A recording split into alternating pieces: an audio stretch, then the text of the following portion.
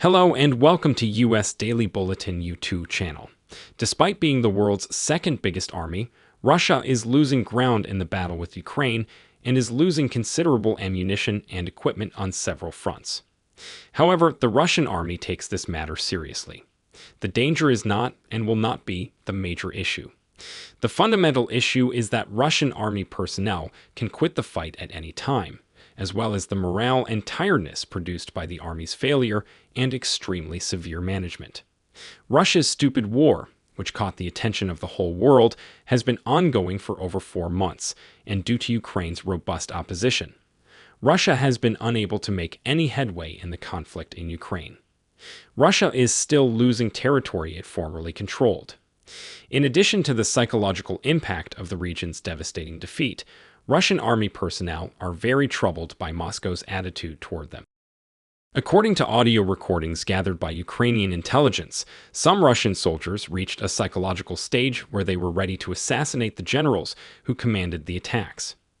Russian National Guard Rosgvardia elite troops were legally discharged this week after refusing to take part in Russian President Vladimir Putin's widely criticized military operation against Ukraine. This special military force was thought to be of considerable utility in Ukraine and would spearhead Russian operations. Rosgvardia was identified as Putin's special team at the same time. However, because this unit refused to join in the conflict in Ukraine, Putin reprimanded and fired it.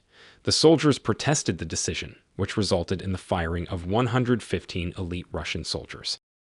However, the Russian courts upheld the verdict, stating that the troops should fight at the front when their country required them. The situation in the Russian army is so bad right now that Russian leaders would rather safeguard equipment than save the lives of injured soldiers. It is also stated that forces that advanced too far were not supported with equipment or weaponry. According to the Ukrainian Military Intelligence Directorate, Russian commanders are attempting to preserve military equipment by prohibiting drivers from evacuating wounded soldiers or delivering supplies to troops who have gone too far. Refusing to risk equipment to remove injured people on the battlefield, as well as refusing to enable the evacuation of the wounded, is unquestionably a clear violation of military professionalism. Given Russia's tough posture and the demoralized status of the soldiers from this battle, Putin's ideal grew more improbable with each passing day and began to become a nightmare for him. After all, Russia may lose Crimea, as well as Donetsk and Luhansk. At the end of this battle, many people were harmed and civilian infrastructure was damaged in Ukraine, which was captured by the Russian army on the February 24th invasion attempt. This had no logical or reasonable explanation. In the same period, about 30,000 Ukrainian and Russian soldiers were killed. Russia's military manpower losses, which have surpassed 33,000, continue to rise. As a result, the fact that Russian forces did not join in the Ukrainian war does not appear to be a troubling scenario. According to the court, the arbitrary refusal of troops to perform an official task is such a serious matter that they should be discharged from the military. Furthermore, while the Russians tend to accept Putin's activities against their Eastern European neighbors, there are hints of dissent. Strong opposition since the full-scale invasion began in February. Thousands of anti-war protesters were detained by Russian authorities around the nation in the early days of the war. Some Russian legislators and members of the Russian elite publicly opposed the invasion of Ukraine. As a result of these protests, Russia's harsh anti-opposition measures became public. A segment of the Russian public reluctant to take part in Putin's unlawful war opposed the war.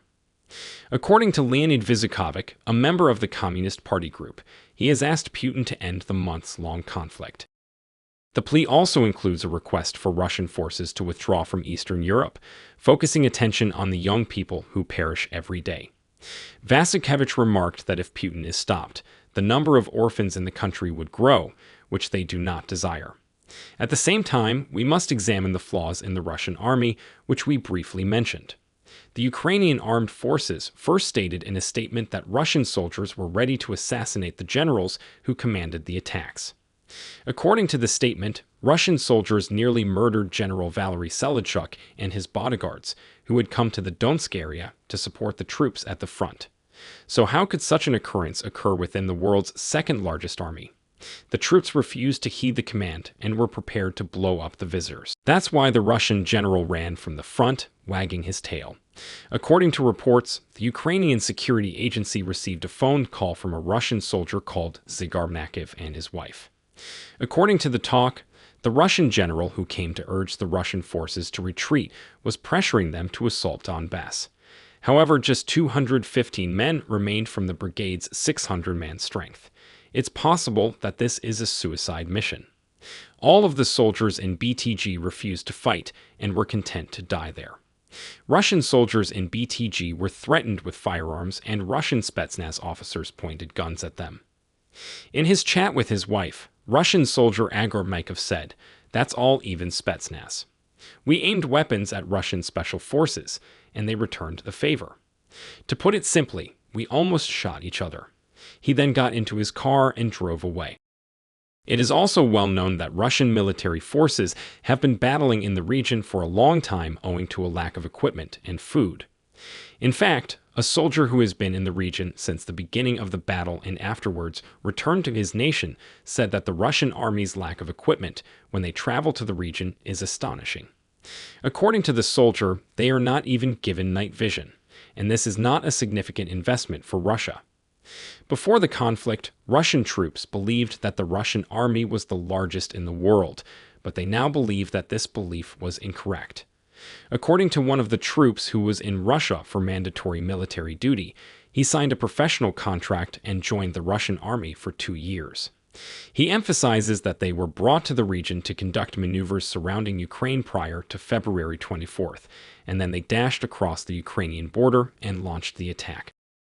However, after reaching the Ukrainian border and facing intensive Ukrainian airstrikes and bombardments, he claims that he knew the Russian force would lose even that day.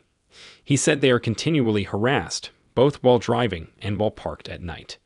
10 people were murdered and 10 were injured in his 50-man unit. Almost all of his colleagues were under 25 years old. According to the soldiers, the majority of the casualties were caused by Russia's hurry. He claims that they approached without any protection and did not even use minesweepers. He claims that if these goals had been met, we would have lost considerably fewer soldiers since they would have realized they were just being used as bait in the region where they were banished as a recruitment. The soldiers eventually returned to Russia. Lawsuits were filed against him, but they were dropped. If you look closely, you'll see that the general psyche of Russian soldiers appears to be summed up by a single soldier. Most Russian soldiers expected to undertake only one drill near Ukraine before February 24th, and many of them ended up in the battle without even saying goodbye to their families. There have been remarks that Putin is dragging a youngster to death for the sake of his personal objectives, and that failing to correct this error may result in many more Russian young people becoming accidentally involved in that conflict, possibly killed, and possibly dying anyway. Both Ukrainian and Russian troops are victims of Putin, and there has never been a winner in the century-long history of international wars. However, much is to be lost. First and foremost, we hope that families and troops on both sides will find peace, and that Ukraine will keep the independence and integrity of its territory that it deserves.